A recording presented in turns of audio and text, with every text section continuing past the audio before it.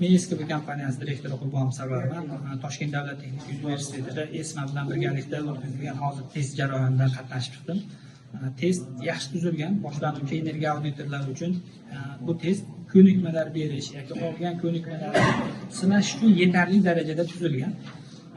Bundan tashqari texnika universitetining qoshida sanoat energetikasi auditda yetishtirib chiqazadigan kafedrasida ham o'quv mashg'ulotlari olib borilib, shu test jarayonlariga o'quvchilarni tayyorlab boriladi. Bu bino inshootlari energiya auditi va sanoat korxonalarida energiya auditi o'tkazish bo'yicha mutaxassislar tayyorlab boradi.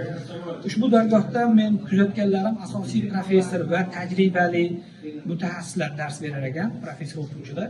Bundan tashqari bu o'qituvchilar faqat ilm yoki fan bilan ishlamagan, bular ishlab chiqarish bilan, ya'ni yillar davomida energiya o'tkazilgan katta tajribaga ega mutaxassislar dars o'tar ekan. Bulardan misol uchun Xudoyorov Muzaffar Burhonovich professor, shunga o'xshash ko'plab professor o'qituvchilar dars beradi, ya'ni ham nazariy, ham amaliy ko'nikmalarda chuqur beradi.